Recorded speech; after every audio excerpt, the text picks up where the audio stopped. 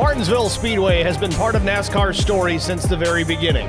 On July 4th, 1947, more than 4,000 fans packed into a brand new half-mile dirt track in the Virginia foothills to witness one of NASCAR's earliest sanctioned races. Fonty Flock took the checkered flag that day, beating his brother Tim, Buck Baker, and even NASCAR founder Bill France Sr. Nearly 8 decades later, Martinsville remains the only track to appear on NASCAR's inaugural 1949 schedule. It still hosts the Cup Series today. The famous paperclip-shaped layout has changed very little over the years. The dirt surface gave way to asphalt in 1955, and the now iconic concrete corners were added in 1976, creating the unique combination of grip, braking, and bump-and-run racing that defines Martinsville. At just 0.526 miles, patience is measured in inches, tempers flare in traffic, and every lap is a battle. Drivers slam on the brakes entering the flat corners, fight for every inch on corner exit, and after 500 laps, even the toughest machines rarely escape without a few scars. The reward for surviving it all? One of motorsport's most iconic trophies, a Martinsville grandfather clock. Tonight, the PSRA Truck Series takes on NASCAR's oldest active speedway. History, tradition, and short track intensity collide under the lights, where every position must be earned and every mistake comes at a price. It's the Virginia 150, and it's next on Track Limits Network.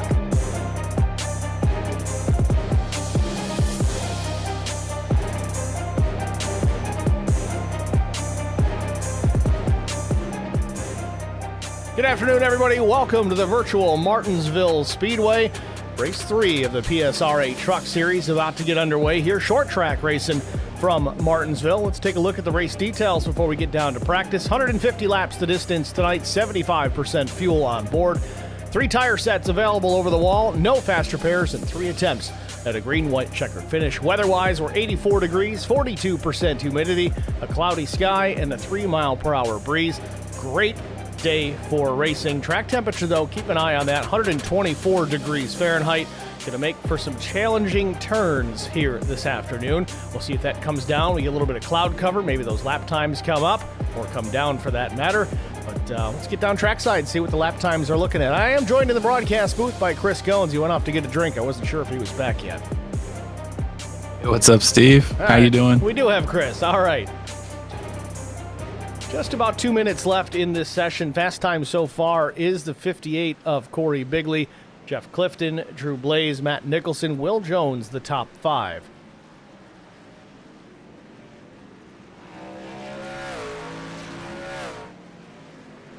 So short track racing. I know we just finished up watching the street race at Naval Base Coronado. What similarities does Martinsville have with a road circuit? Very, very tight with each other. Definitely got to give and take a lot. No, it doesn't sound too crazy because the straightaways aren't that long, but being able to get off the corner and getting that run out is going to be crucial here. A lot of finesse here at this track. Close quarters. You'll see a lot of angry people probably at the end of it too, if I had to guess. As to be expected, everybody's trying to improve their position, and sometimes there's really only one place to get it done. That's going to be on the bottom most of the time, unless you've just got a lightning fast race truck. Again, this truck series does use open setup, so you might have a truck that's got the pace or the ability to make a pass on the outside, but for the most part, everybody's going to want to be a bottom feeder here tonight, so you might need to root a guy out of the way. Yeah, I know they don't have chrome on the bumpers anymore, but that chrome horn's probably going to come into play at some point.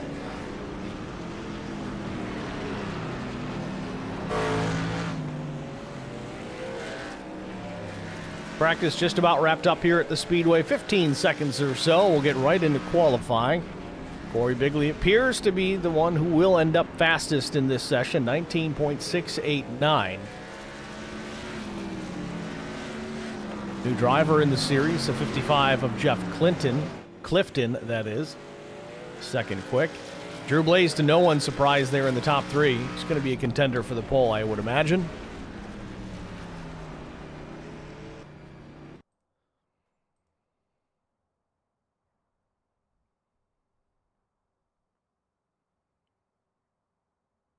So practice complete. It's time for qualifying, and cloud cover still not quite here at the Speedway. We should expect to see it at some point or another, but we'll see who takes to the track first. Looks like it'll be Peyton Wagoner.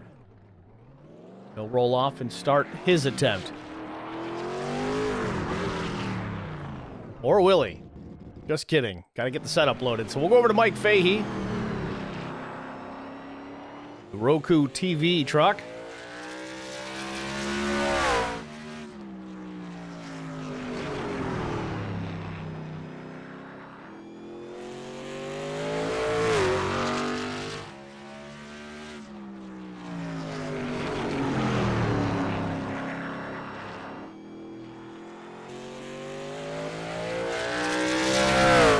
Fahey will cross the stripe as Will Jones does the same. Fahey runs a 20.53. Lap 2 likely to be the quicker of the two.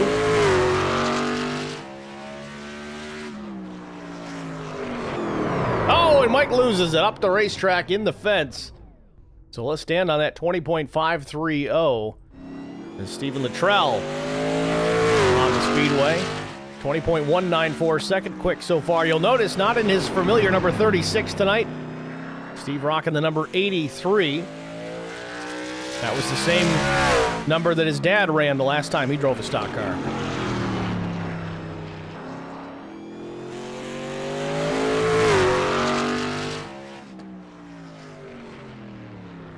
That might do it for Luttrell.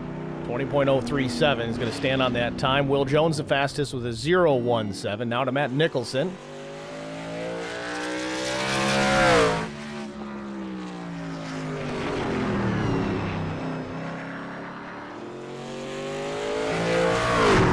Oh, Nicholson loose off turn number 2. He'll pancake the inside wall with the nose of his truck, and that'll do it. So 20.442 for Nicholson. That is all.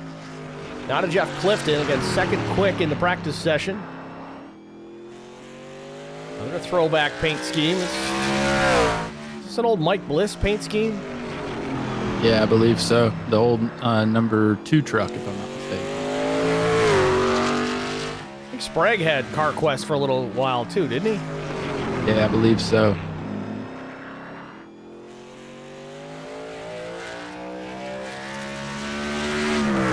Lap 1 in the books for Jeff Clifton. He goes third quick, 20.083, 88 mile an hour average around this half mile.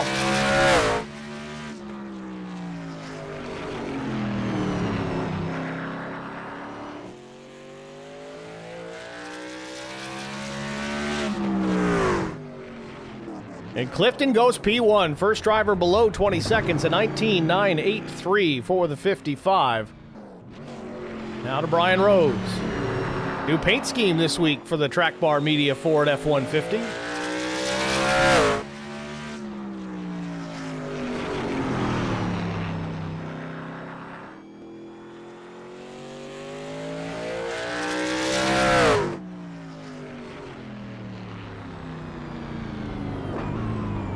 Rose doesn't clock in an official lap here. Not sure why. I didn't see him hit the wall, but that could be the reason. Now to Josh Ingram.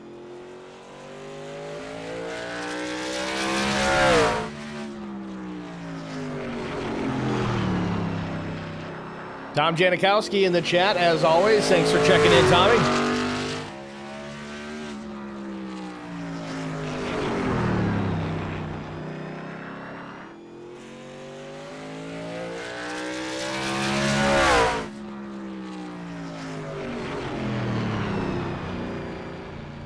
So Ingram will sit 8th position, 20.377. Now to Drew Blaze.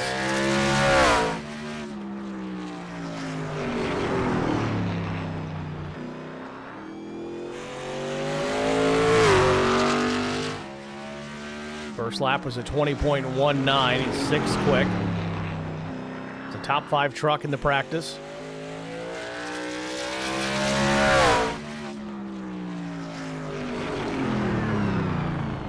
That'll do it for Drew Blaze, 20.191 his fastest. So it does appear that lap 1 quickest for most of these drivers as qualifying will come to a close. Frank Griffith in the chat says, on the road tonight, let's go Stinger Motorsports. So no Frank tonight. A handful of drivers didn't get a time. Brian Rose, Austin Grewell, Chris Lannis, Cameron Hageman, Terry Wilson. And it looks like Keenan Kimber tried to get some laps in, but didn't clock in anything official.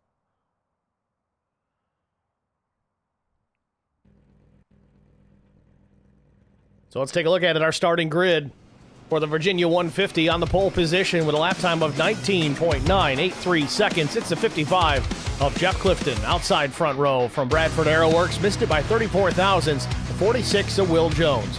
Row number 2, it'll be David Radford and Stephen Luttrell. Row 3, Corey Bigley and Drew Blaze. In the 4th row, Bobby Hamilton Jr. and Peyton Wagoner. Row 5 consisting of Alan DeFries and Rodney Roberts. Starting 11th, it'll be Josh Ingram. 12th goes to Jason Steptoe. 13th starter, it's the 7 of Matt Nicholson. Mike Fahey from Lone Star Racing, 14th. 15th starter, it's Ken Couch. Cole Ansley will roll off 16th. Keep an eye on him tonight. He's definitely got the short track skills. 17th will be Mark Truxell. 18th is Chris Klein. 19th, Keenan Kimber. Brian Rose, 20th. Chris Lannis, 21st. Austin Grewell, 22nd. Cameron Hageman, 23rd. And shotgun on the field last will be the 3 of Terry Wilson. Your starting grid here from Martinsville Speedway as we get ready to get things underway.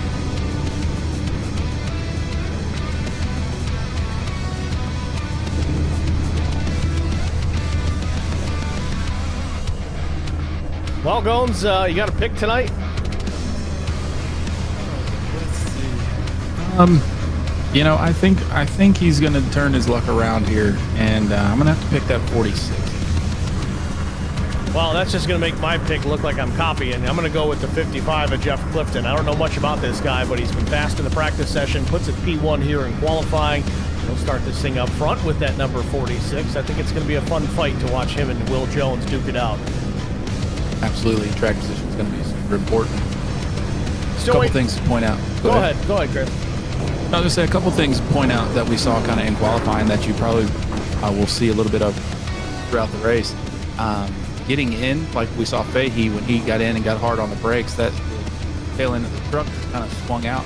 You know, a lot of these guys will be playing with their brake bias throughout the run, trying to figure out the sweet spot, move it towards the back as they burn fuel, things like that. But too much rear does exactly what you saw from Fahey, where it swings that truck around.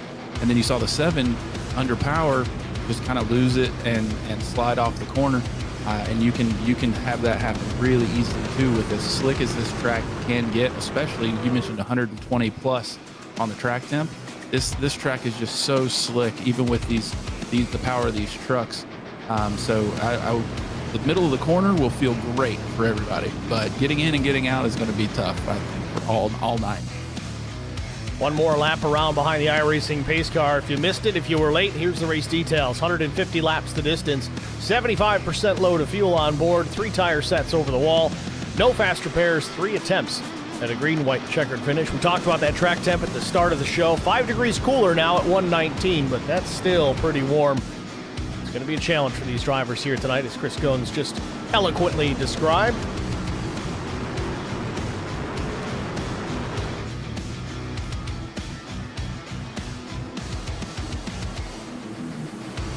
Pace car heads to pit lane, ready for the start here in Virginia. The Virginia 150 from Martinsville.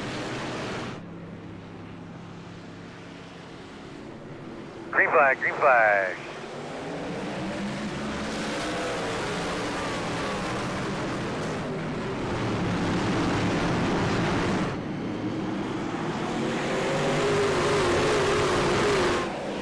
Field down the back straightaway into turn 3 for the first time. Clifton will take top spot into 3 and 4. Now David Bradford jumps up into position number 2. Jones falling back to 3rd. Talked about that a bit, how the bottom of the racetrack is super important.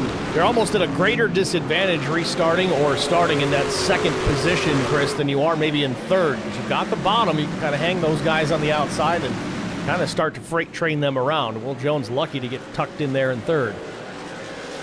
Yeah, with this, especially the early start, I think Blaze may have done him a little bit of a favor there as well, just kind of letting him in there. So, like you mentioned, that you definitely don't want to be that outside car on the start or any restart for that matter. That 3rd place car just gets a run as you see the caution. So what you got going on out there, bud?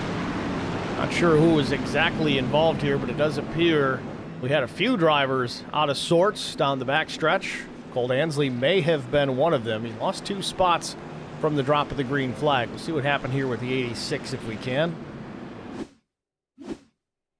Oh, Nicholson and Ansley coming together.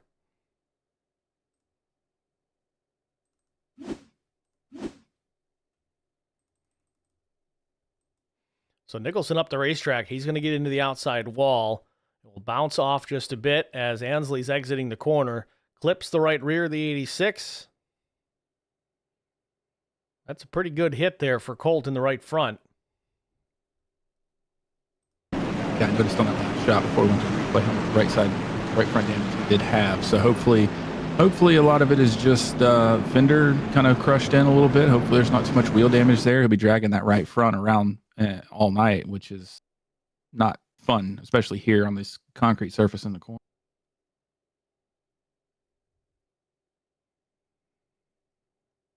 Does look like just about everybody else kind of snuck through that one, but Colt driving on the racetrack, it's maybe a little piece there of the 03.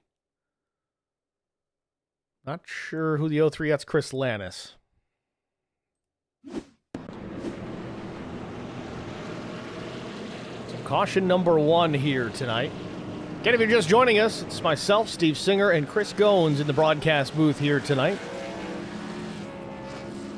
And I think the next time we go back racing, because we're going to have a 2-week break here. I'll be out of town this coming weekend at Watkins Glen, and then I think we're off for the holiday. In those 2 weeks, Millet would have been available, but we won't be here, so you'll have Chris Goins up in the booth again with us when we come back in a few weeks. I look forward to it. Anytime I can get up here and watch these with you and call these with you is a lot of fun.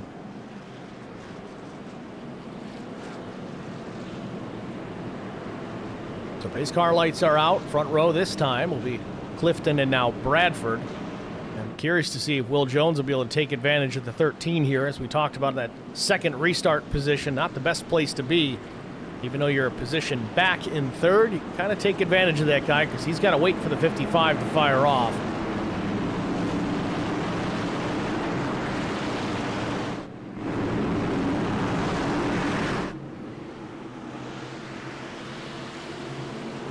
Green flag.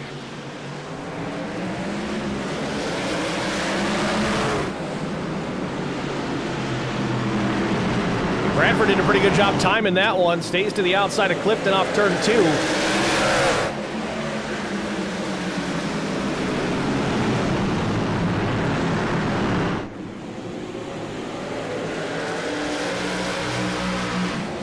Bradford will settle in behind the 55. Behind him, though, Will Jones trying to take advantage of Drew Blaze for the 3rd spot. Has him clear up the racetrack, so the 9 of Blaze running 4th. Battle behind him, though, Bobby Hamilton Jr. and Corey Bigley. Bobby had to stand on the brakes to avoid running over the 9, and the caution is out again. It's got a glimpse of it, right? Coming out of 2 there as we were watching the battle there with the 25 and the 9. Somebody got right hooked into the wall.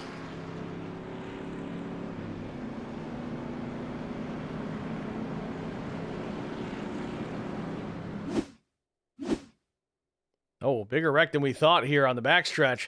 And the 65 almost all the way over.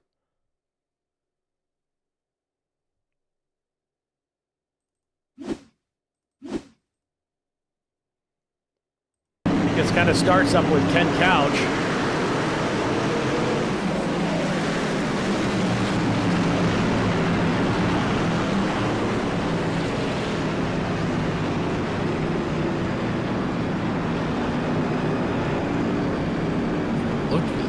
Steve, I don't know. I mean, he didn't really hit anything super hard other than getting hit in that right rear. That'd be the only place that I'd be really concerned about the damage to continue. So, and then the right front, we'll see what that looks like when he's finishing up his roll. That right front there kind of slammed onto the pit wall.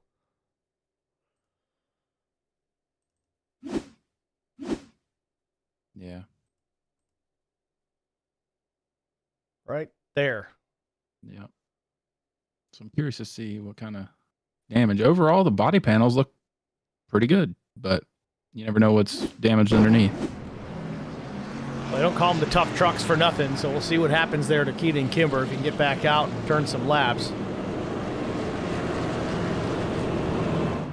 Still sits in pit lane.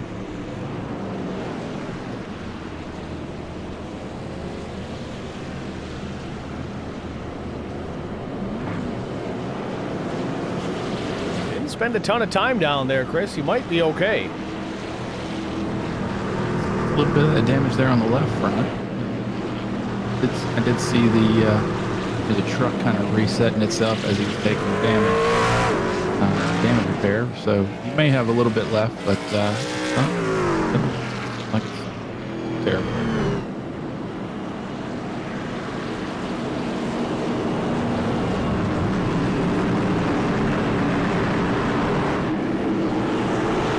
All right, set for the restart. It'll be Clifton and Bradford yet again.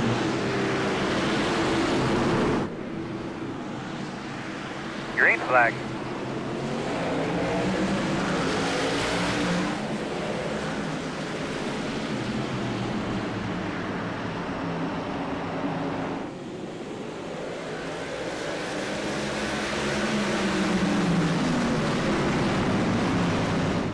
Clifton up the racetrack. It's clear. David Bradford, the battle on for third again. Drew Blaze, Will Jones side by side. Blaze with the run on the outside. Back to the bottom, though. The 46 keeps the nose tucked in just enough to keep Drew Blaze from dropping down to the low side of the racetrack. Little wiggle out of the 9. On exit, the 46 will get turned. Caution somewhere. Caution. Throughout the course of that last run, did you see any rubber laying down at all?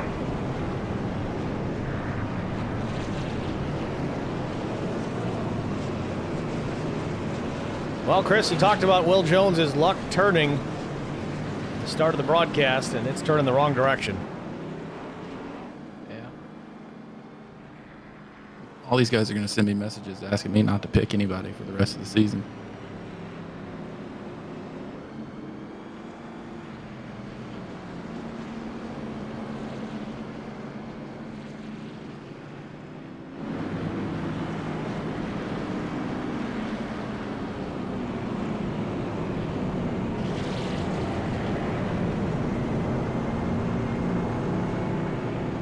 So Will Jones will come to pit lane here, as will some others. Let's get a look what just happened, though. He kind of caught it live as it went down. Bigley was just there to the outside. It's hard to tell if Jones was coming up or Bigley was moving down a touch. Either way, they come together. Jones does a pretty good job driving it backwards here. You call him Mater at this point, and manages to get it done without getting collected any further. Brian Rose hard on the brakes there, trying to avoid Hageman. Just gets into him a touch there, but everybody, I think, is going to walk away from this one relatively unscathed. Try and see if we can get an onboard here with Bigley. And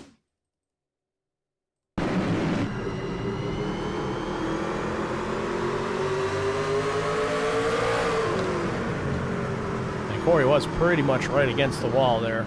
Doesn't take much where you hit him.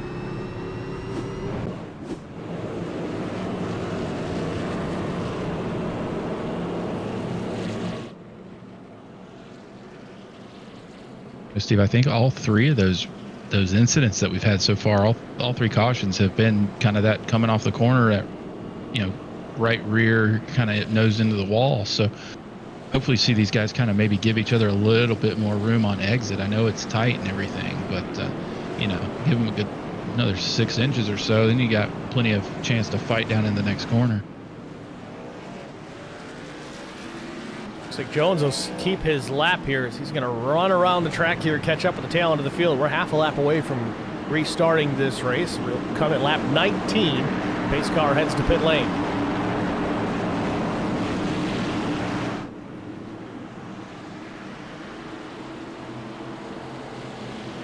Green flag.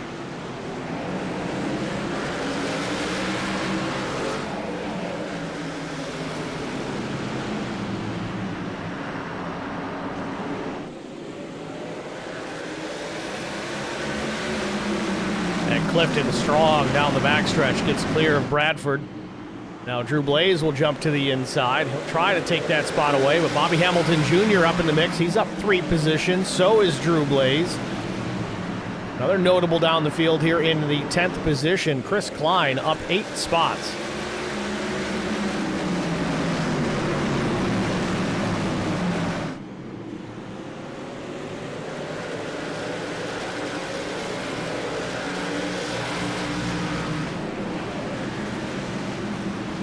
Frank Griffith in the chat says every dent is a 10th. Last lap for Keenan Kimber at 20.80.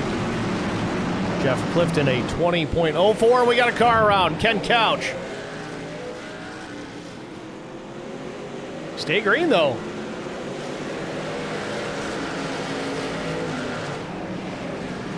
Austin Grewell, Josh Ingram, part of that little scrum.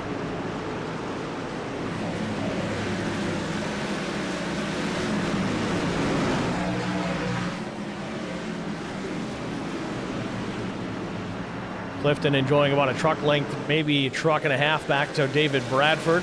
Bobby Jr. now running third. Drew Blaze, Corey Bigley, your top 5.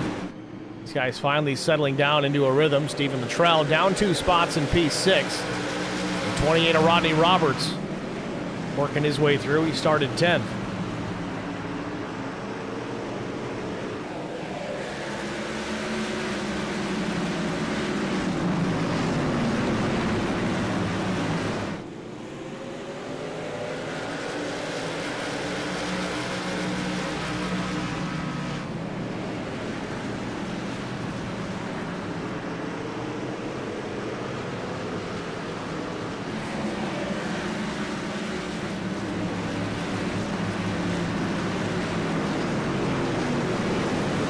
Brian Rose doing a good job avoiding some of the chaos. He's up to the 11th position. Again, started 20th. Brian was not able to lock in a time in qualifying tonight, so he had some work to do, and he's doing it quickly here.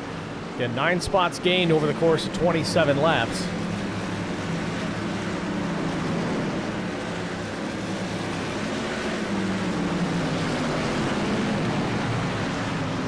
Chris Lattis trying to pick up his 7th position of the race as he's battling with the 5 of Mark Truxell, and now he's got to worry about Colt Ansley looking to the outside.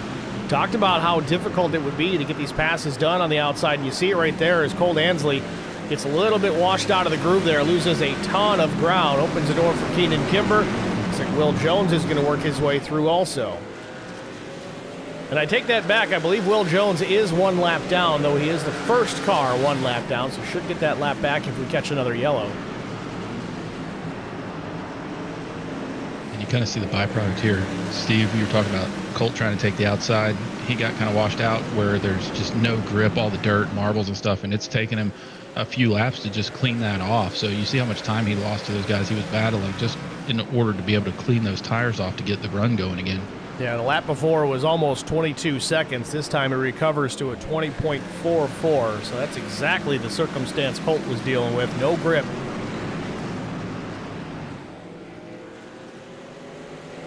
Meanwhile, back out front, it's still Jeff Clifton over David Bradford. David about a truck length off the tailgate of the 55. Blaze, Bigley, and Luttrell still in tow. So the top 6 all relatively grouped up together. 7th, Rodney Roberts now as he's up another position, clear of Mike Fahey. He'll set his sights on the top 6. He's back about 5, 6, 7 truck lengths at this point.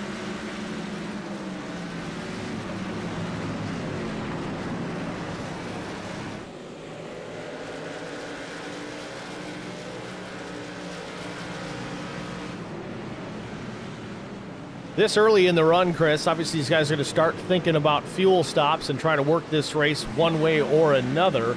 They're just settling in here to a rhythm, just trying to see what the truck's going to do on a long run now that we're starting to get one.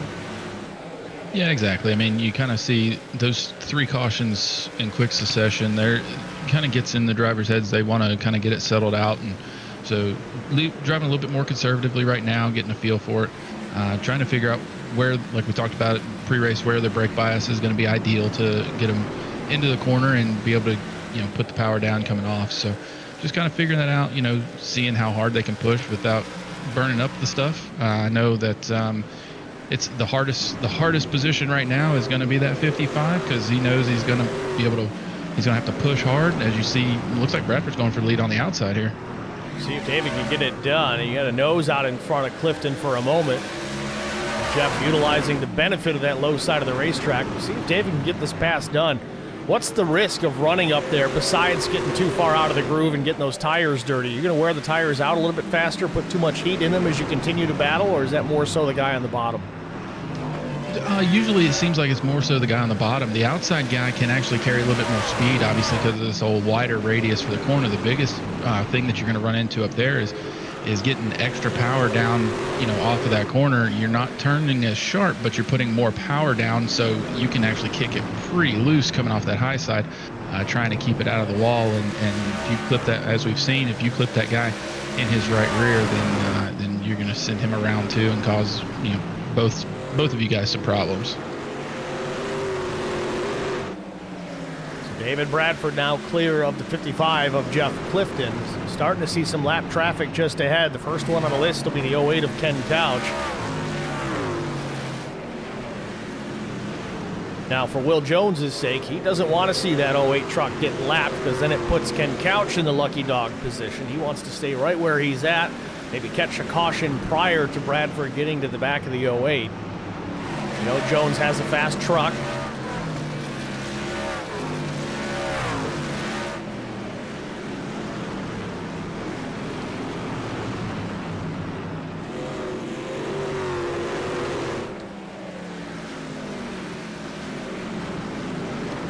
Another thing in this first long green flag run that we're having here at Martinsville right now, we mentioned this is an open setup series. Kind of gives these guys a real-world application to say, all right, what adjustments can I make on this next pit stop? And there's the caution that Will Jones wanted. That is, I believe, our stage break. I didn't get an official stage number this week, but one stage in the PSRA Truck Series, so works out for Will Jones. He'll get his lap back. We're under caution for the fourth time, this time planned yellow. Bradford will lead him to the stage. Then it'll be Jeff Clifton, Hamilton Jr., Drew Blaze, Bigley, Luttrell, Rodney Roberts, Mike Fahey, Chris Klein, Jason Steptoe, the top 10. Pit lane is open.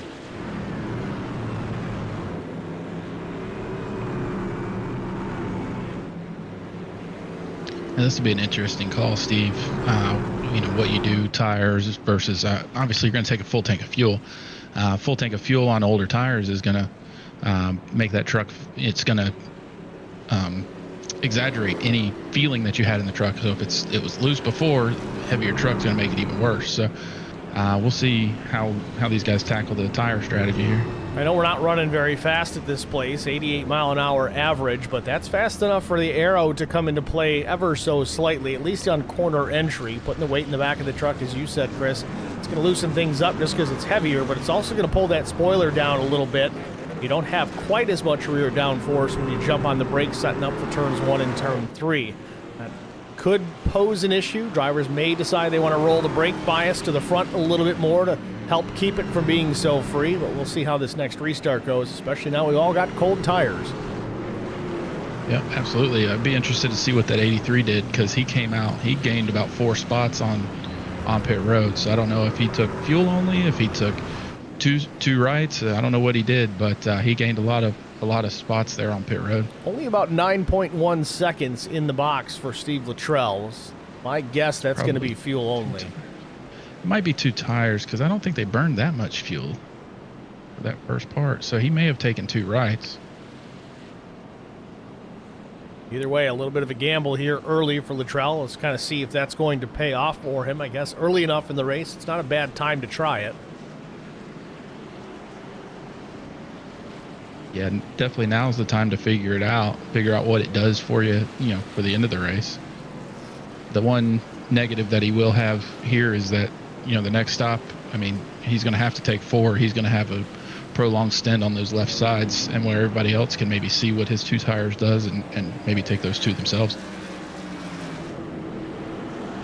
Pace car headed to pit lane here. We're set for the restart. David Bradford will start in P1. He'll be the control truck with Stephen Luttrell to the outside. Green flag.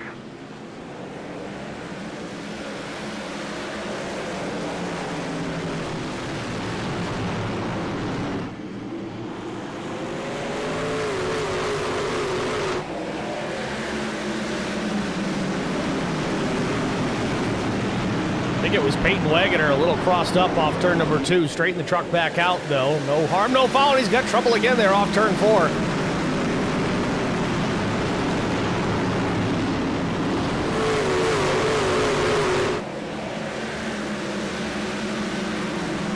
Ryan Rose jumping to the inside on Jason Steptoe for position. Washes up the track just a bit, but he still has the advantage out of turn 4.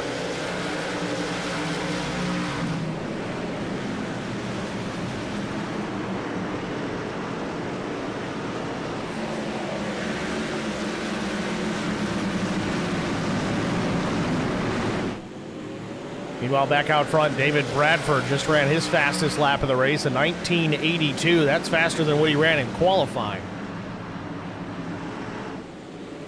Albert Anderson in the chat says hello and happy Father's Day, gentlemen. Albert, thanks for checking in. Happy Father's Day to you and all the other dads out there tonight. Or as the New Yorkers call it, a non-gestational parent. Can't make this stuff up. I didn't know how to respond to that, Steve. Yeah, well, I don't know if you heard, and I don't like to get political, but that one just blows my mind. That's literally been changed in law, that mothers and fathers are no longer called mothers and fathers on legal documents. That's what our taxpayers pay for, folks.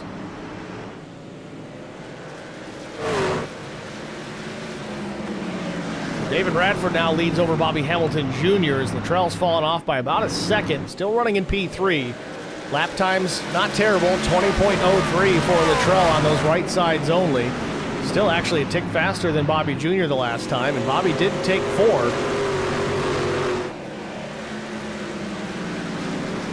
Caution. And we've got trouble. Chris Lannis facing the wrong way. Doing a really good job. Tell me about your race car when you can. So 5th yellow of the night for the 03. Chris Lannis. And I could go for some Cane's chicken fingers right now. I don't know about you, Chris. I honestly have never had them, so if they don't have it, I've never seen one down here, so. There was one, I believe, if I remember correctly, it was behind the front stretch grandstand at Charlotte. Oh, really? Okay, that must be relatively new because I have not. Well, you were there the same year I saw it. Well, that's true. I didn't go back there. I was inside the track with you most of the time. Fair enough. Well, let's see what happened here to Chris Lannis, put under the yellow for the 5th time tonight. Ooh, Nicholson washes up just a touch, gets into the left side. Lazy spin for Lannis, doesn't hit anything.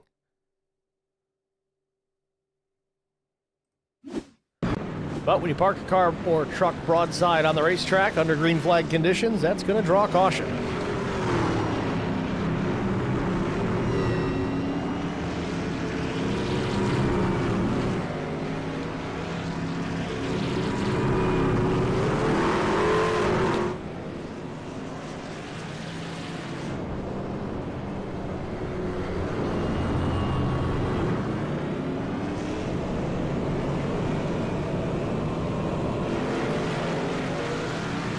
Top 10 as we get ready for a restart here. It's David Bradford, Bobby Jr. Steve Luttrell runs 3rd, Jeff Clifton to 4th. Drew Blaze running in the 5th spot. Rodney Roberts is 6th. Corey Bigley 7th. Chris Klein all the way up into the 8th position. Mike Fahey is 9th. Peyton Wagoner runs in the 10th position.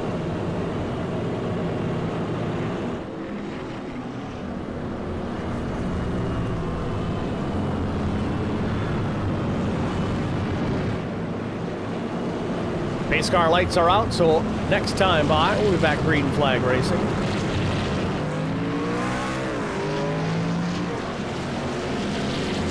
Frank Griffith in the chat, he says, so now you have to say non-gestational entities start your engines. Please, God, no. All right, pace car makes the entrance to pit lane at turn number 3, so we're ready for the restart here at Martinsville. Bradford's out a ways. Bobby's kind of holding back a little bit, trying to jump him. Green flag. There we go. Not a good restart for the 25. Bradford opted for the outside lane on the restart there, and he jumps away by a truck length, maybe 2.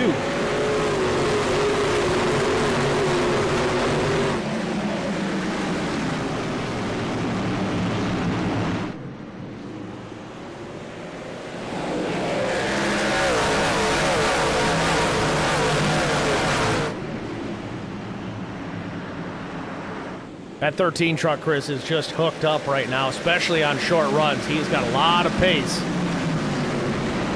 Yeah, I mean, it looks like he's just on a rail out there. He's never right on the curbing, but he's never more than a foot and a half off of it. So he's got that thing locked in around that bottom of that track.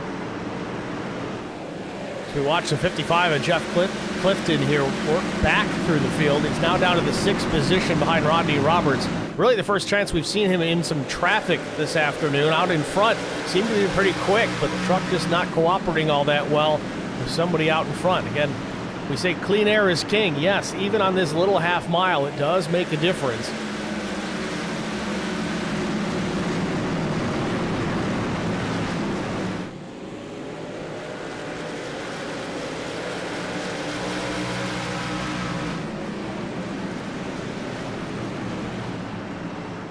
One thing that David Bradford tried to teach us back in the day, again, the Superior Class Auto Racing League, probably one of the first leagues I ever raced in.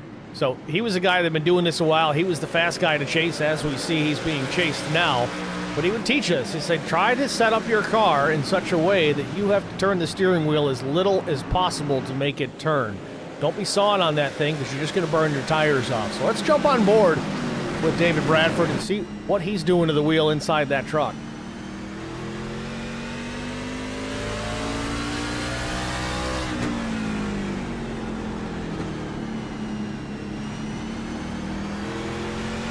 Just a little, but whatever he's doing is working for him. That may just be how his truck's set up too. I mean, we are at Martinsville. It is basically 2 hairpins we're dealing with, so you're going to put a lot of wheel into it, but listen to the engine sounds. He's really rolling the center. Brake, brake, brake, off, roll, throttle. It really is, textbook Martinsville. The faster you can get off the brakes, you're in them hard, but then the faster you can get off and just roll, the better that truck's going to feel at the being able to get off the corner. So it's just, he's doing a heck of a job right here, and he's got his teammate behind him there in the 25 that's running, and looks like they've been working together all week to try and get their trucks comfortable with each other, and it's definitely paying off here.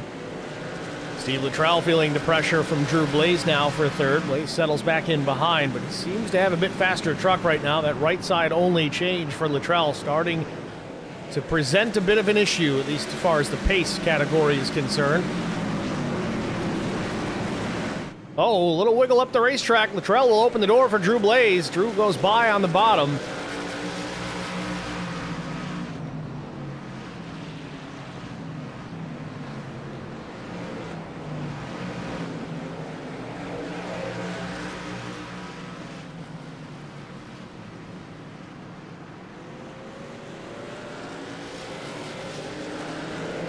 Taking a look here at Chris Klein running in the 8th position. Started 18th here tonight. Handful of laps away from halfway. Does Klein have more in the tank here? Closer you get to the front of the field, the harder those spots get to take away. Did a good job getting to where he's at, but he's got some more work to do. Yeah,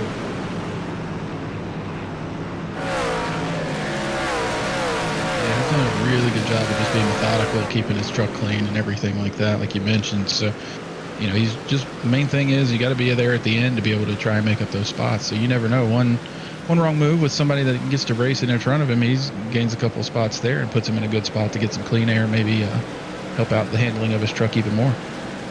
Another driver that's on the move, Brian Rose, started 20th. He's in 11th. Facing down a top 10 here. If you can get clear of the 8th of Peyton Wagoner, he's just a few feet off the back bumper mid-corner. Wagoner drives out, has more of a run on exit. Just Brian driving it deeper into the corner, a little bit more there than Wagoner, so Wagoner's able to get back to the throttle, but a little mistake, a little wiggle there out of the 8th. That'll open the door for Brian.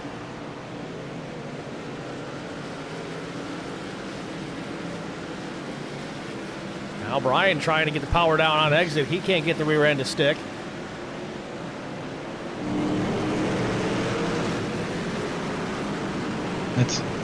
That's the name of the game here, Steve. You fight for lap after lap after lap to just get your nose underneath the guy in front of you, because everybody is so close in pace. And then once you do, I've done it. I do it all the time here, actually. You get excited. You want to get in that throttle a little too hard, and then you see exactly what happened with Brian. Just kicks the tail end out just a little bit, and you lose all the momentum that you made up. Don't look now. Will Jones working his way back through this field after going down a lap. Spun around backwards. One of our cautions. Lost a lap. Now has gotten it back by way of the lucky dog. Running in the 13th position. Just about halfway here, so plenty of time left for the 46 to make a challenge. I'm sure a timely caution would be of benefit to the 46 because those leaders out in clean air, they're getting away from him.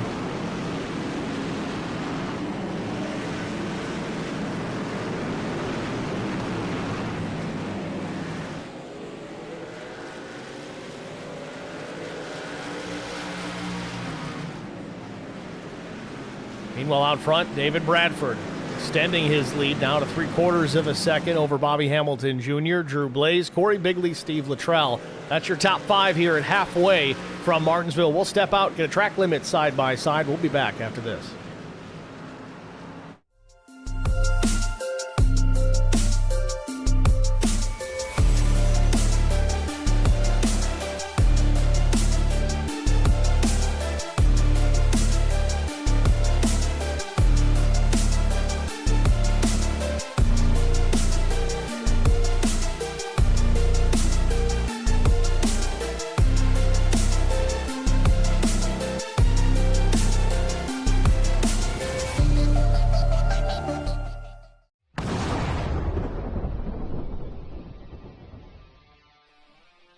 Spartan Transportation and Spartan Logistic Management is your one source for all your shipping needs. 53-foot dry van shipments, auto transport shipments, full-service in-house brokerage, drop-lot facilities, just-in-time deliveries to all auto manufacturers, facilities in St. Louis, Missouri, Kansas City, Missouri, and Indianapolis, Indiana.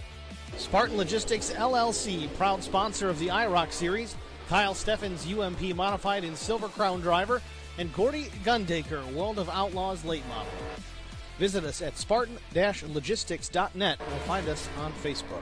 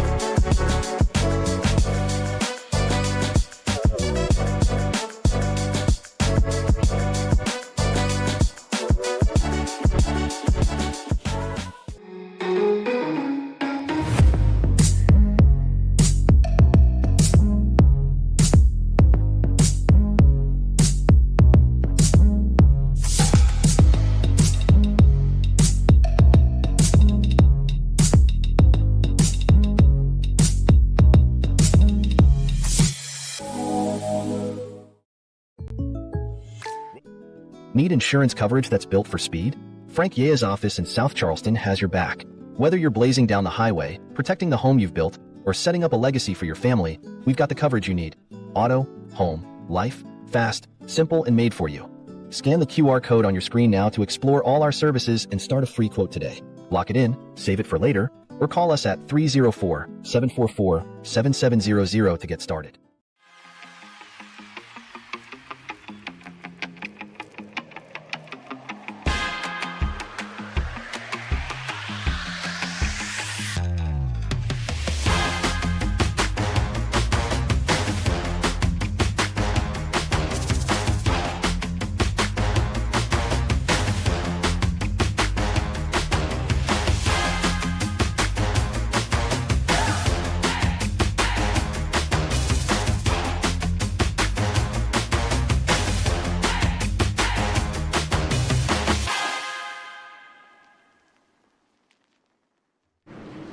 Back at Martinsville, just in time for the restart.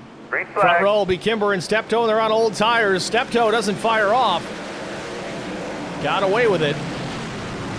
Bradford will slide into the second spot.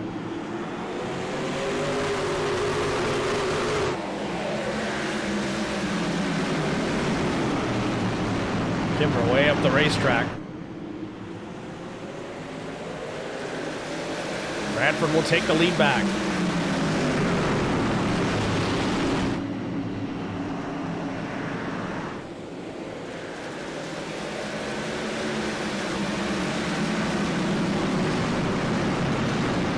Chris Klein going for 7th, maybe get 2 for 1 here. Looking at 6th now with Jason Steptoe.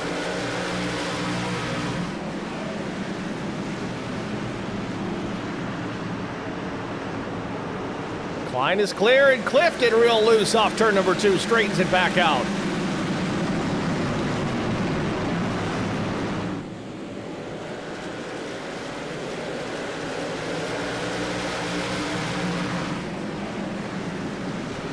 Yeah, Steptoe's really struggling on those old tires. I don't know if I like this call. Kimber's done okay to stay up in the top 5, but the matter is going to be for how long.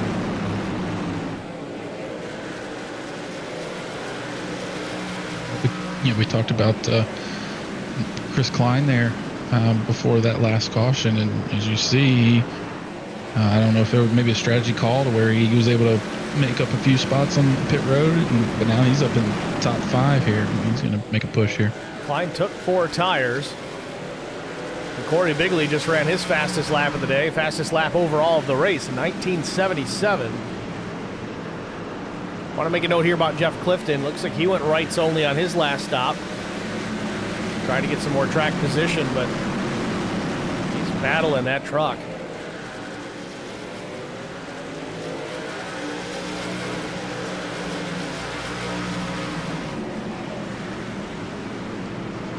Steptoe is slipped now to 13th as Brian Rose gets clear.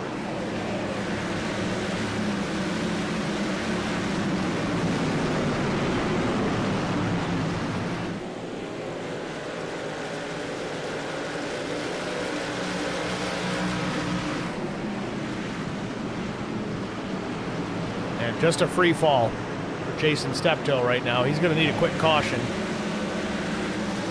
Keeps losing time at this rate. He's going to be a lap down before he knows it.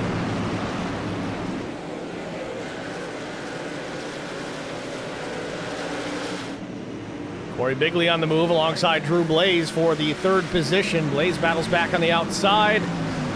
Driving it way deep in the corner. Corey Bigley slides up and takes the spot.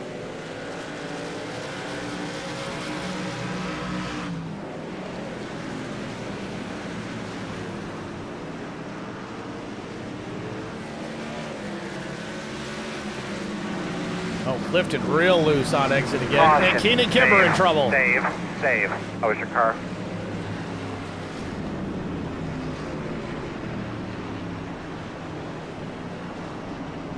Kimber was trying to figure out what pit lane to use there for a minute. They don't use that one anymore, Keenan.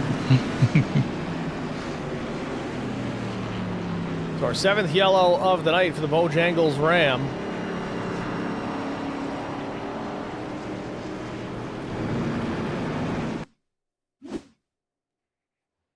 It's right up the back bumper of Will Jones, and then Luttrell makes some contact to the left rear. Kimber throttles up there to keep it out of the groove. Did a good job not getting run over after the fact, but a caution comes out nonetheless. And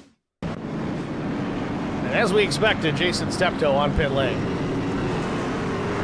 I think Will Jones is going to come down as well.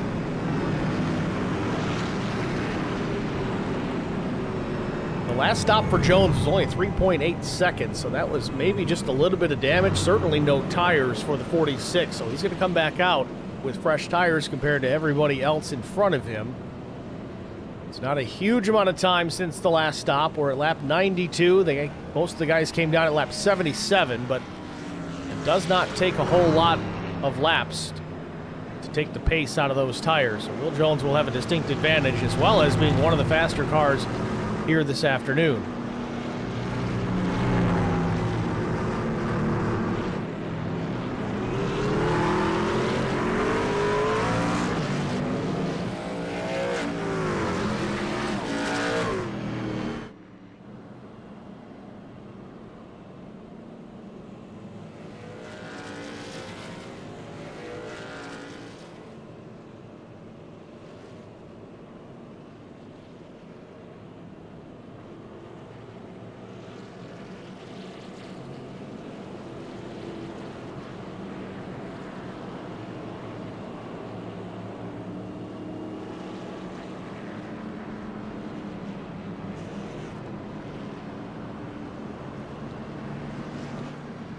Keenan Kimber back on pit lane.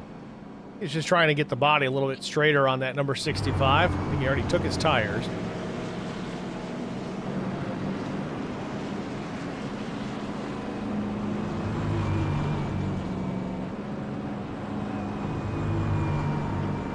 And he doesn't stop. Interesting. Chris, I don't know, did he miss his pit box? Looked like he was turning in and then opted not to. Green flag. Either that or maybe he didn't realize they were one to go and he did want to miss that, and because he just barely caught the tail end of the field before the green.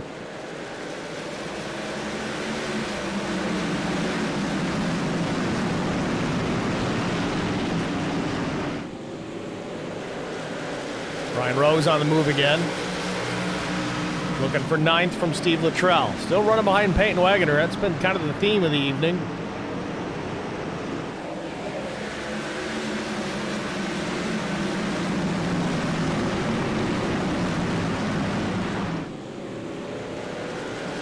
Chris, I'm kind of surprised to not see Clifton come down and finally get a set of 4 tires.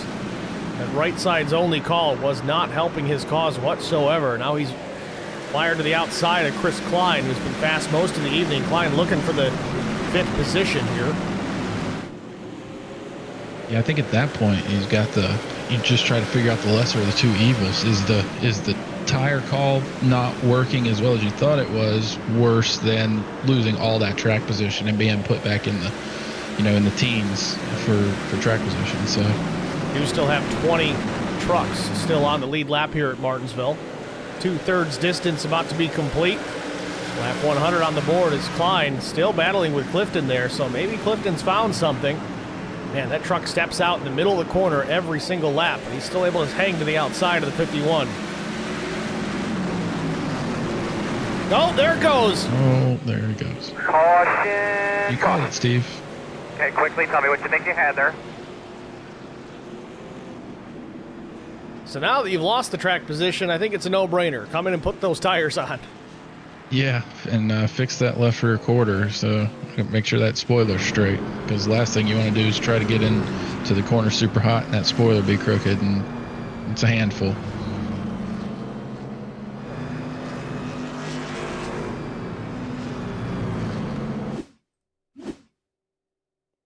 So we were just talking about how Clifton's truck was stepping out mid-corner just about every lap, and this time it stepped out a little further than he bargained on. Hard on the brakes, and it's stepping out as soon as he's on the brakes. Really tried to drive it in deep to the outside of Chris Klein, and up the racetrack it goes.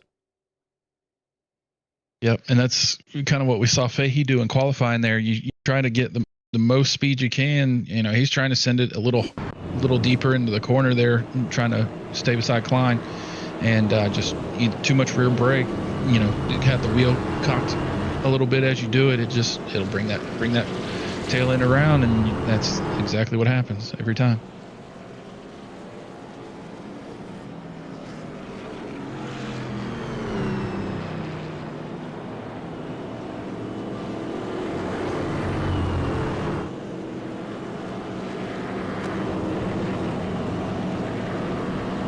So 8th caution of the afternoon. David Bradford still leading Bobby Hamilton Jr., Corey Bigley running 3rd, and it's Drew Blaze, Chris Klein now into the top 5. Don't sleep on that 51 truck. He's having a solid afternoon.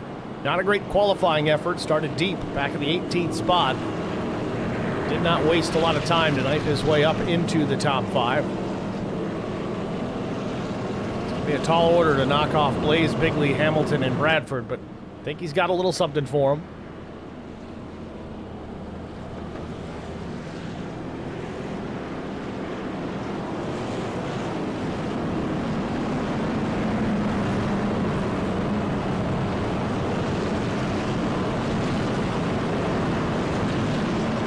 So Clifton's going to restart here deep in the field. Last car in the lead lap in 20th.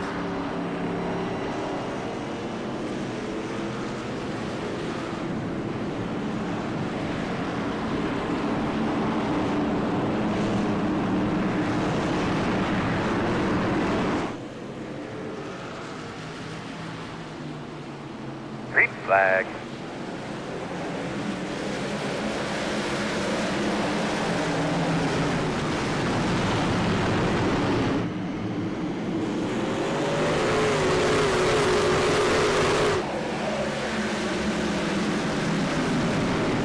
Bigley has been fast on these restarts. Gets alongside Bobby Hamilton Jr. Little loose on the exit of turn 4. Will slot back in behind the 25. Drew Blaze trying to hold off the charge from Chris Klein.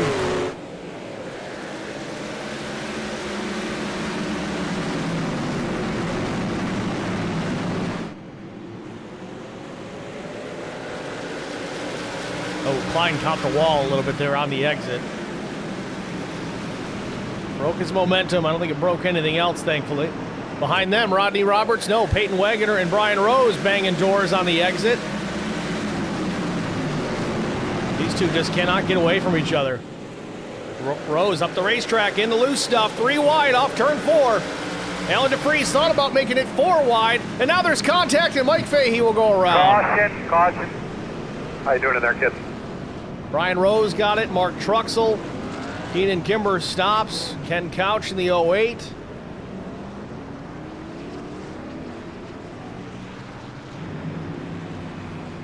I think that started there, Steve. I think Brian just got a little bit loose in the middle of that corner there outside, and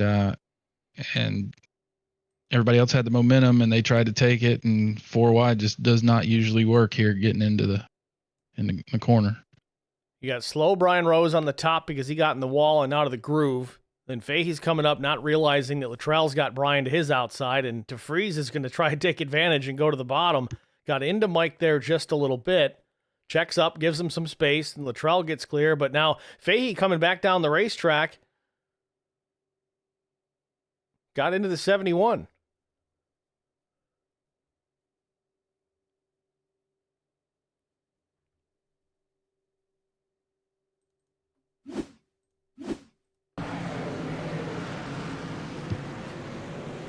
I think Allen just kind of got in that corner. Fahey was anticipating there, and we thought maybe Allen would back off, considering they were still, 3 wide or whatever. But it's what happens with these short tracks. Doesn't look like they're going all that fast from up here, but even at 80, 90, 100 miles an hour, things happen in a hurry on this little half-mile short track.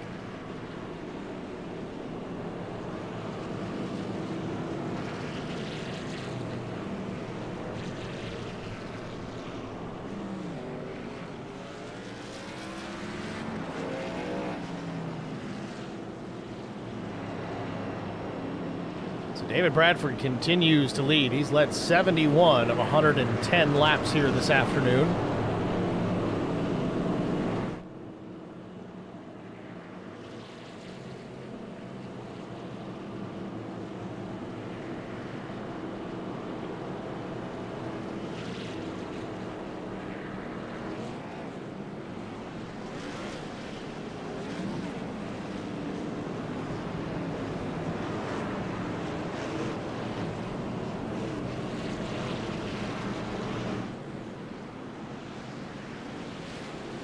Bobby really lighting up the tires on the back of that number 25.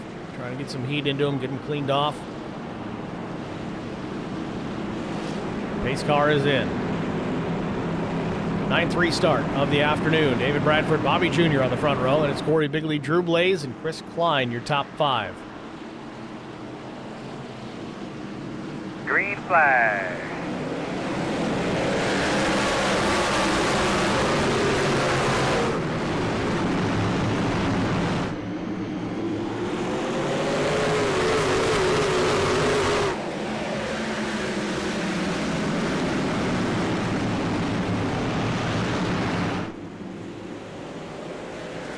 Drew Blaze trying to go around the high side on Corey Bigley for 3rd.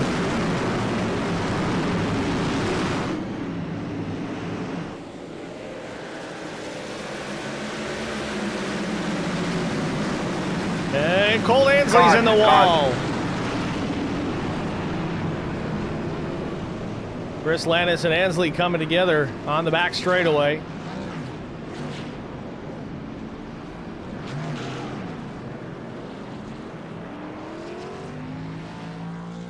Pretty significant damage on the nose of the 86.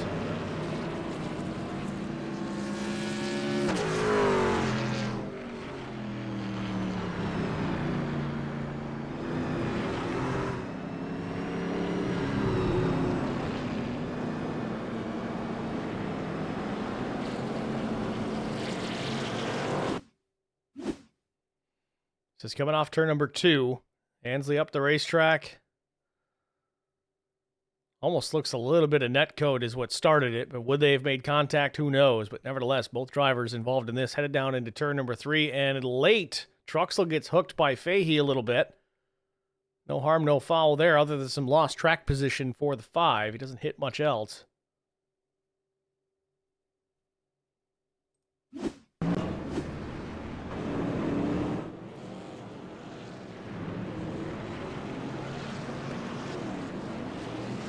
So, Chris, at what point do you think these guys may come down and make that last pit stop? I think fuel-wise it's no longer a concern, but likely everybody still has some tires sitting over the wall. We've only had a couple opportunities for pit stops for a lot of these guys. Of course, others have made 4, 5, and 6 stops. Old Ansley's on his 7th, but that's for various reasons.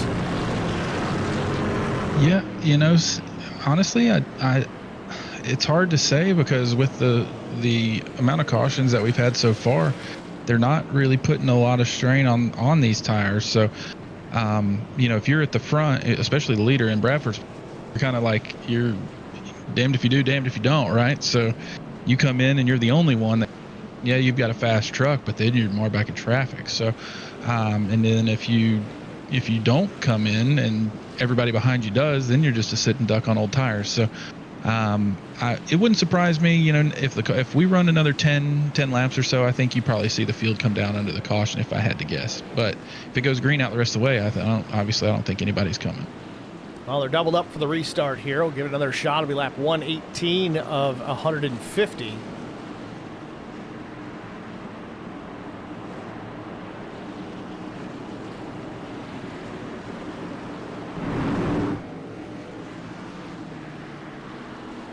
Green. Good jump for Bradford. Bigley doesn't go. Into the inside, Rodney Roberts gets into the 58, trying to save it, and then Landis runs him over. Caution's out again. What's your car doing, bud?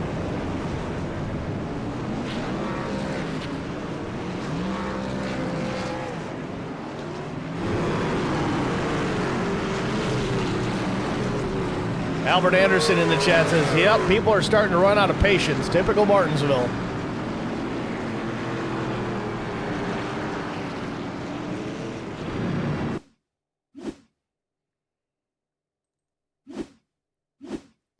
So watch the 58 here. This is coming to green. I don't know if he missed the shift. Definitely saw fire out of the pipe.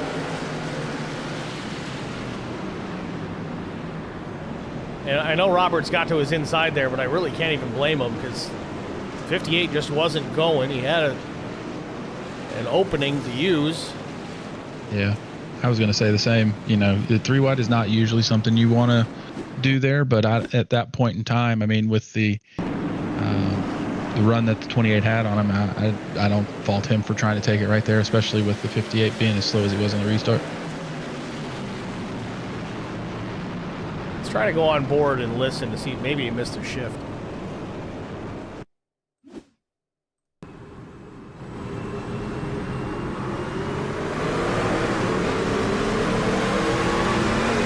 He restarted in. I think he's in the wrong gear. Yeah. Yeah.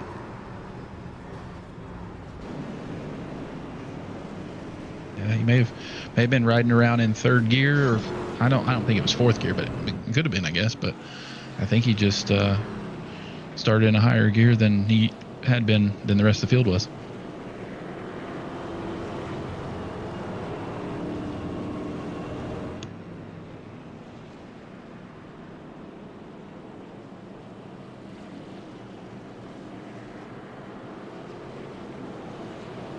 You know, as much as he loves racing and doing this type of stuff, the person that is probably okay with all these cautions is that 13 up front, because he doesn't have to fight for the lead at all. Kind of puts him in a bit of a bubble. As a league owner, he doesn't like it, but as a driver, he'll take it.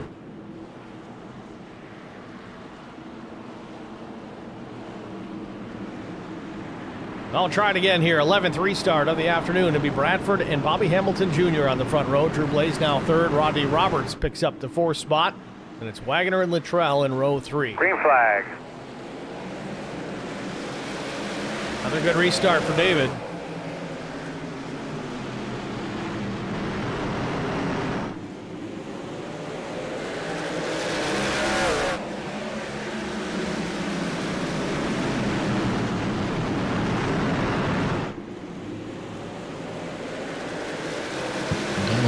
Got that green and yellow 46 trying to work his way back to the front. Yeah, Will Jones now looking for the 7th spot on Chris Klein. The caution's out again. We got a big mess here in turn 1. Or a bar or anything like that? Old Ansley not having a happy day. Corey Bigley involved in this too. Oh, Fahey facing the wrong way again too. He's had a rough go this second half of this race. I don't think Colt's too happy with the 58 there. I think he's trying to make him go around the pace car, I believe. Yeah, I think him go around. I think that was it, but iRacing told him, nope, you go back there.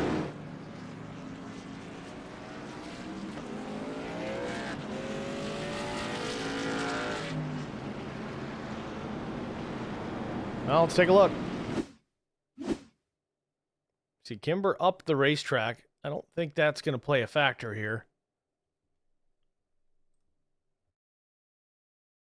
Colt goes up the track here. I think he was just trying to throw the block on the 58. Yeah, Bigley runs into the back of Ansley.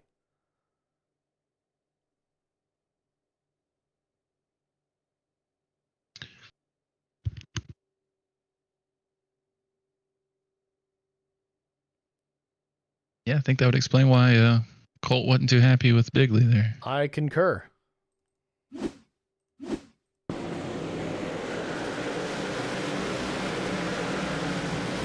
We talked about tempers flaring a little bit there at pre-race, so I'm curious to see what it looks like after the race. Who's going to meet who where? Tell you, I really expected to see Noah Gregson throwing hands on Magnussen this afternoon. It just didn't happen. I don't think Magnussen's one that I'm messing with too much. That's all what Ross did to Noah. I don't think Noah's scared, though. Yeah, but...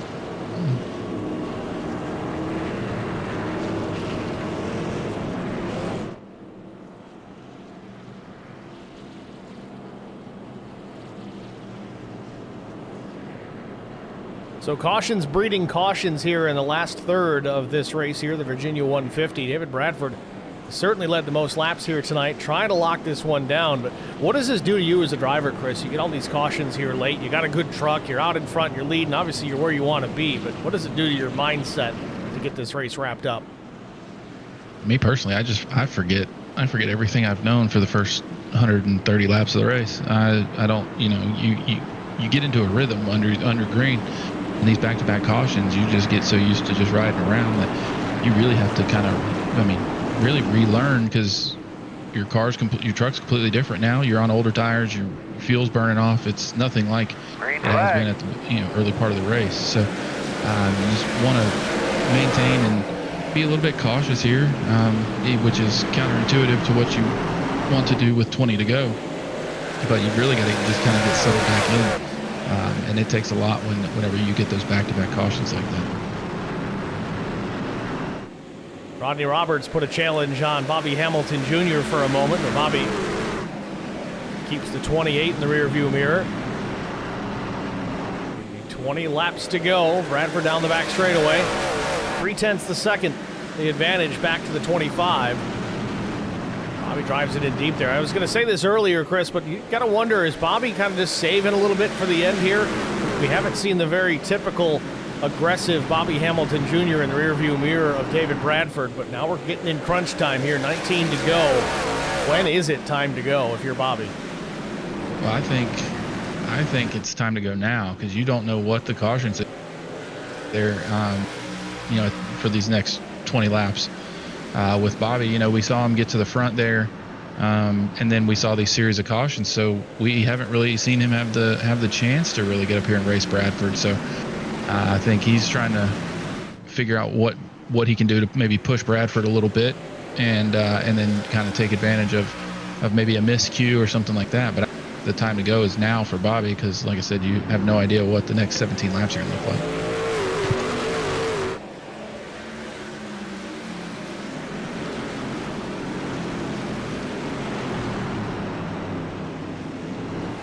Jeff Clifton is battled back into a top 10 position, running in the 8th spot behind Peyton Wagoner and Chris Klein, and the caution is out again. It's time for Ken Couch. Kind of talk me through what's going on again.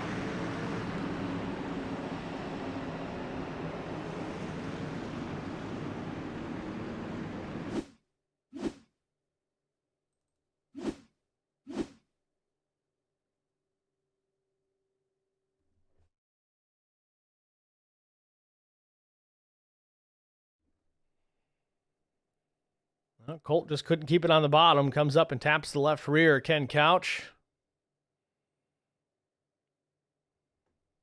Flip that curbing a little bit, and because that red and white curb is elevated. It's not just there for looks. It is elevated, so you clip it, it pushes you up the track some. And he just wasn't able to keep it off the 08, like you said. Well, with that, we're going to step aside here, get a break out of the way. We'll be back with the restart after this. Stay with us.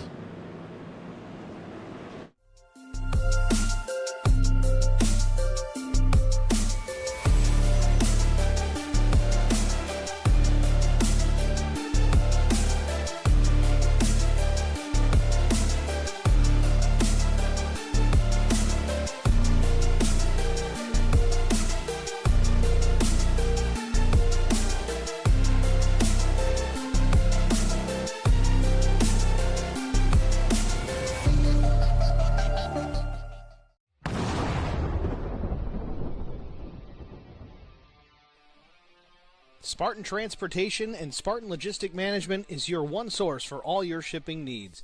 53-foot dry van shipments, auto transport shipments, full-service in-house brokerage, drop lot facilities, just-in-time deliveries to all auto manufacturers, facilities in St. Louis, Missouri, Kansas City, Missouri, and Indianapolis, Indiana. Spartan Logistics LLC, proud sponsor of the IROC Series, Kyle Steffens UMP Modified and Silver Crown Driver, and Gordy Gundaker, World of Outlaws late model. Visit us at spartan-logistics.net or find us on Facebook.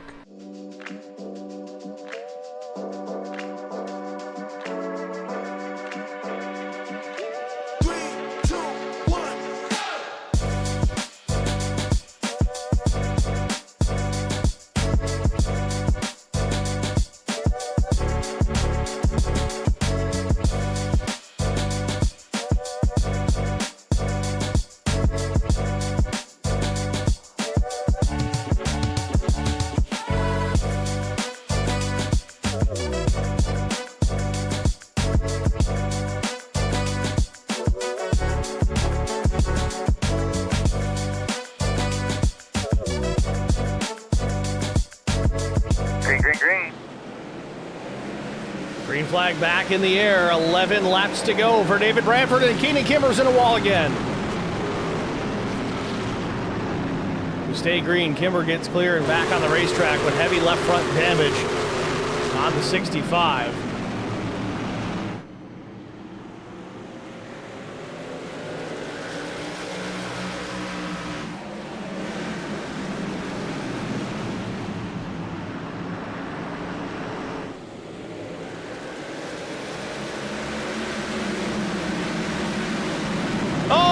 Peyton Wagoner gets turned on the entrance to turn number 3, and the yellow is out.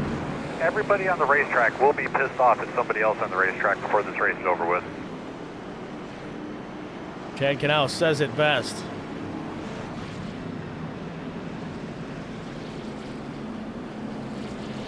Peyton Wagoner, part of our 14th caution here at Martinsville. Jeff Clifton also has crashed. We'll take a look at Peyton first, see what happened here to the 8.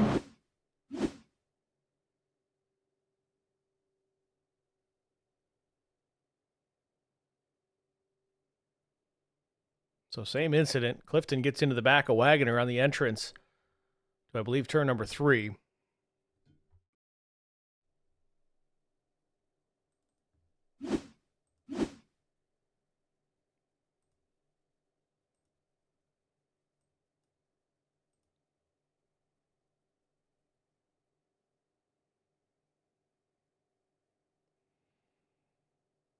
Yeah, Wagoner just really backing up his entry. Clifton, not prepared, gets into the back of him and gets tangled up in him sliding up the racetrack. Tell you what, Will in that 46 did a heck of a job of limiting the amount of contact that he had with Wagner. Brakes heavy and just nudge him along and kind of get out of it really scot-free. Brian Rose, a good job jumping on the binders to not run over the 46.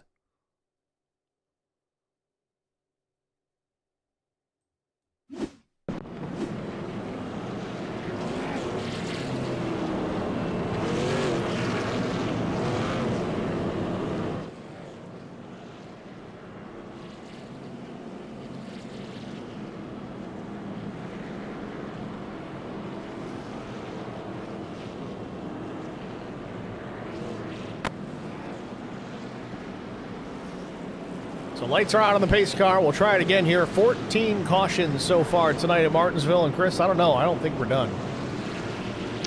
I would like to think we are, but I'm in agreement with you that I do not believe that it is finished. A lot of tempers flaring. A lot of drivers not happy with other drivers. I think if anybody needs a break on the racetrack, I don't think one's going to be given. So that could lead us to our 15th caution. But fingers crossed as the pace car heads to pit lane. Ready for the restart here. Maybe our final one. Green flag.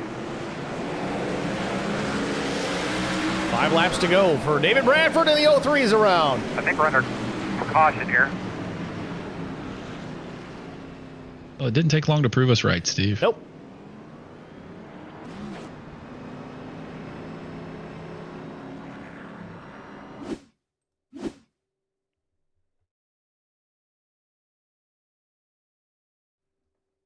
The 03 of Chris Lannis. Not really coming up to speed here. I think he's spinning the tires. That's exactly what's happening. Yep. You saw the tail end of that truck wiggle right before the 8 got in the back of him. He just could not put any power down at all.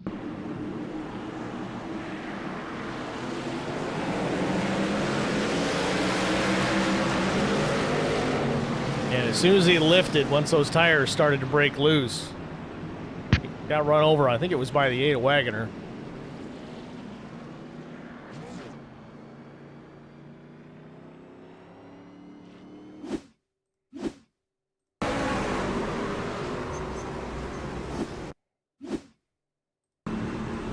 On board with Chris.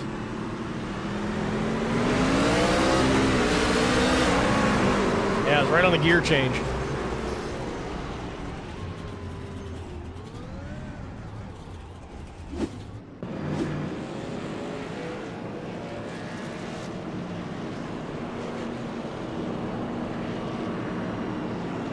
Now you do see a change of position here for second place. You see Rodney up there in second, which is going to put Bobby Hamilton Jr. starting there on the bottom. So I think that's probably where Bobby would prefer to be in terms of being on the bottom there. We'll see if Rodney can kind of keep up and keep side by side with Bradford on the restart. This would be huge for him. You talked about that earlier on, how you want to be on the bottom of the racetrack, but I don't know. Is Bobby going to rough up David here? I mean, what other option does he really have?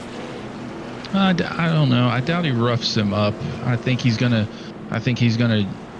try to jump the start with him. I wouldn't be surprised if you see him super close to Bradford there on the start, just trying to maybe get him, just stay with him to keep that bottom underneath Roberts. But I don't know if Bobby Jr. will rough Bradford up. I do believe they're teammates in the league, so leads to a really awkward team meeting on Monday.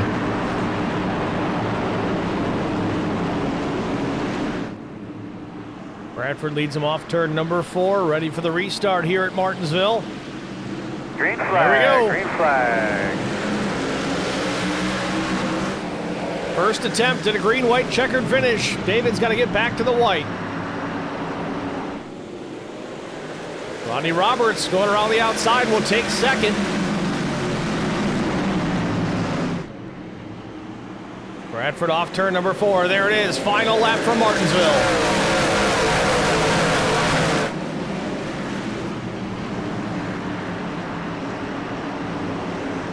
No pressure out the back for the 13. of David Bradford into turns 3 and 4 for the final time from the second row. He'll come back to the line, and he will win the Virginia 150. And Mike Fahey gets turned at the line, and there's a big wreck now. Ken Couch, Chris Lannis. Ingram runs into the door of the 19 at the finish. Fahey just getting one for good measure at the end.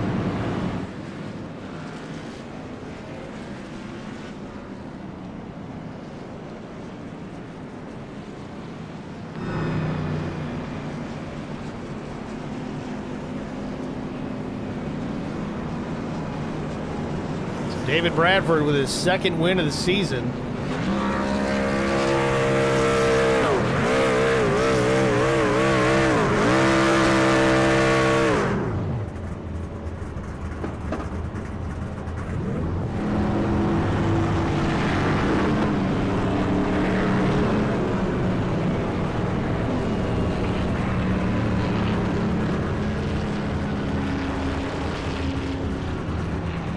Relatively muted celebration for David Bradford as he parks it at start-finish line. We're going to take another break. We'll be back with our top 3 finishers after this. Stay with us.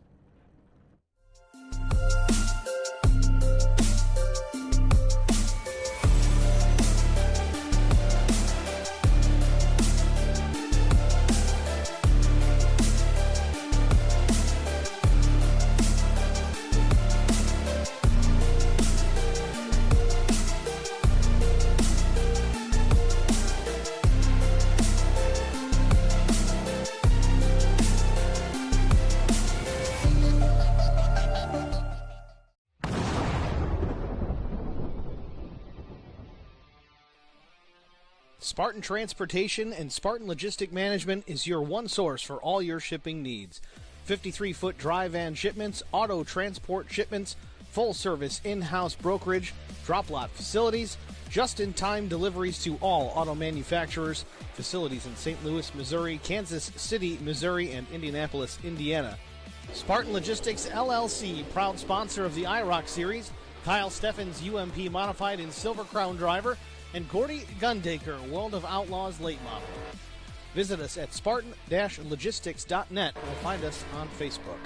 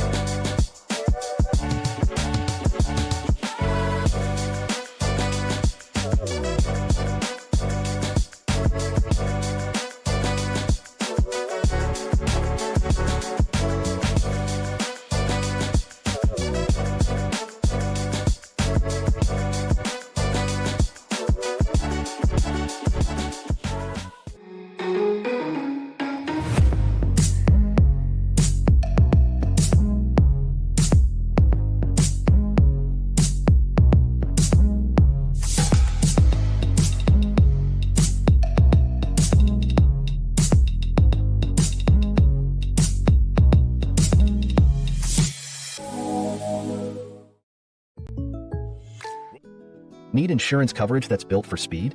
Frank Yea's office in South Charleston has your back. Whether you're blazing down the highway, protecting the home you've built, or setting up a legacy for your family, we've got the coverage you need.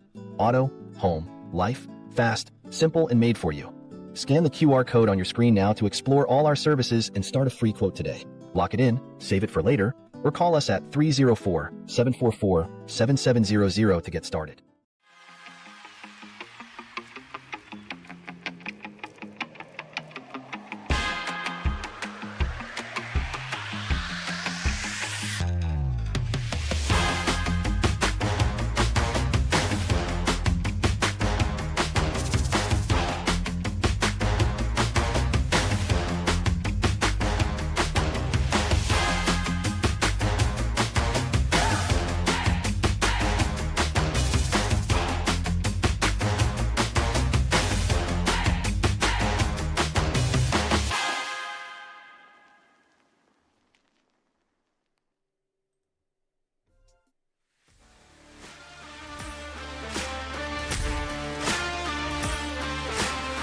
Back at Martinsville Speedway, the Virginia 150 in the books, and David Bradford, second win of the 3 races run here in the PSRA Truck Series. Let's see if we get a word with the driver of the number 13 Crown Royal Black TRD Pro.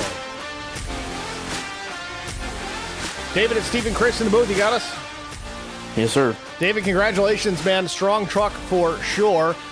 Third place starting position this evening, but once that thing got out in front, I don't think we saw anybody complete a pass on you in traffic at all. Was it setup? Was it driver? A little bit of both, or was it just circumstance? Once I got out front, it was pretty much just circumstance after that. I think that damn pace car driver might have won the race how many times he was out there. Well, a couple of restarts there at the end, certainly. Obviously, 15 cautions here tonight. What do you do to keep your mind in the game, having to do that restart lap after lap after lap every time, keeping it out front, keeping Rodney Roberts behind you, keeping Bobby behind you? How do you refocus? For a while there, I was taking the top because I felt like the top was a better launch lane, but Bobby being my teammate, he said he would rather take the top instead of the bottom on these restarts, so I just started taking the bottom for him. And the big thing with these was the second gear start, especially with the tires just getting colder and colder all the time. They were just spinning on the start, so just making a good shift to third at the right time and winding that thing out until we got to the corner. That was pretty much just it.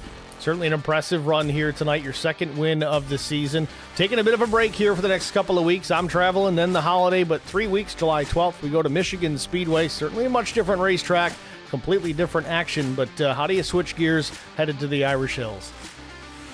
Well, it's easy to switch gears when you got a couple off weeks here, and after this one, I think it's a much needed off week, so we'll just keep doing what we've been doing, keep plugging away at it, maybe try some different racetracks during the off weeks or something like that to get, testing for next season and see where that goes. All right, David. Well, congratulations again, man. Who do you want to shout out to? I thank everybody home for hanging out for this because this was borderline embarrassing tonight, but, we'll get the penalties and all that stuff out this week and get everybody calmed back down. Told the guys every time we have a very clean race where the stage break is the only caution, we do a little drawing so you can get some random $5 or something like that. So obviously killed that tonight, but we'll draw one for Atlanta last week. All right, David. Well, job well done. Thanks for talking to us. Good luck in a couple of weeks. Thanks, Steve. David Bradford, your race winner here at Martinsville Speedway. Next, we'll talk to Rodney Roberts. Finishes P2 after a 10th place start. The points leader coming into tonight. That lead will be cut into slightly with David Bradford jumping to the race win here tonight. But Rodney, it's Steve and Chris in the booth. You got us? Yes, sir. I got you. Rodney, congratulations, man. A strong truck tonight. Once you got up towards the front, you were really a contender there. Just one short, finishing P2 here tonight. We said it just before you came up. The points battle getting a little bit closer. You came in as the leader. I'm not sure the amount of points David picked up. He might have taken that top spot away, but walk us through your night, 10th place starting position, and a P2 finish here this evening. What was the key to success? Trying to stay out of trouble the best I can and tight racing. And the truck, I didn't have the truck the way I wanted it the first half of the race. And then slowly going on in the race, it started building the way that I would like to drive the truck. And finally just worked ourselves up and got second. Well, an impressive run for that Rebellion paint scheme Ram truck here tonight. We got a couple of weeks off here. We go to Michigan here July 12th, so it's going to be a while. Are you going to do a lot of Michigan testing between now and then, or are you already ready to rock for the Irish Hills? We're going to do some testing. Try to get a group testing in there and see how the truck goes. Hopefully be ready in 2 weeks for that race and hopefully be talking to y'all again. Well, we're certainly looking forward to it, Rodney. Congratulations on the second place finish here at Martinsville, man. Who do you want to thank? I want to thank my team, Wes Lenore, Dominic, he wasn't here tonight. Aaron, he wasn't here. Keenan. I want to thank my buddy Derek, Rebellion Performance and Development. We try to work on these sets the best we can and tune fine on each of us driving styles, and it shows. It shows, and hopefully Michigan, it shows again. Certainly looking forward to it, Rodney. Congrats again. Thanks for talking to us, and good luck in Michigan. Appreciate it, guys. Y'all have a good one. Too. Rodney Roberts, P2 here at Martinsville. Next, we'll pull the driver of the H&H Unlimited Toyota Tundra TRD Pro, Bobby Hamilton Jr., our third place finisher, into the broadcast booth. Bobby, it's Steve and Chris. You got us? Yeah, bud. Bobby, congratulations, man. A fast truck all night. Just seemed like a second place truck there at the end, but Rodney Roberts came barreling on through, took the second spot. Walk us through that green-white checker, the closing laps, and your third place finish here at Martinsville. Well, that's why I was complaining earlier that it's like we tested all day.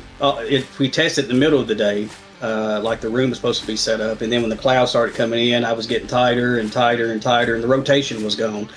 All week, I was like buzzing the tires off the corner, and like today, it would just scoot across. So I knew I was a second or third place. And then when he got to the outside, I knew I was, and I didn't want to go in there and take him out and do something stupid over 1 point. It's too early for that, and way too early to cause enemies this early in the season. So, but overall, the team ran good. The 13 got a win. I finished third. Will Jones was right there with us. Brian was right there with us, so we can't complain. We had great tests. We done a lot of stuff together today during testing, and a lot of stuff during the week. So we're gaining momentum. We just got to put it together. Couple of weeks off here as we roll into the early stages of the season before we get into Michigan. You guys going to do some testing in the next couple of weeks? Oh, yeah. Well, we all agreed this week we're not going to do anything, but next week hit it really hard and start testing some stuff, because now you're getting back to real tracks. Not saying that Martinsville's not a real track, but aero-type tracks to where you have to be able to perform in dirty air. So and we got one of the best as our leader, David. He's super awesome there. But you got like Drew, you got like 28 truck Rodney. Those guys, they're going to be extremely fast. So, and it's Michigan, so you could be leading coming off of 2 and be 6 wide coming off of 4. So it's it is what it is. All we're trying to do is do these points, stay up in touch with the leaders, and go from there.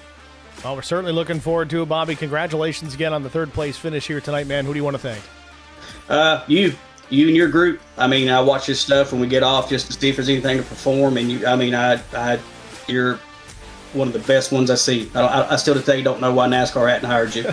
So, I mean, just your whole group, everybody. And then tonight was kind of a mess, a lot of cautions, but still the guys that show up every week put time in to do the testing and stuff and buying sets, whatever they do.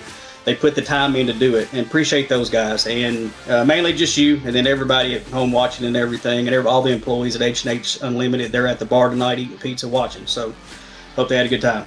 All right, Bobby. Well, thanks for talking to us, man. Good luck in a couple of weeks at Michigan. Thank you, bud.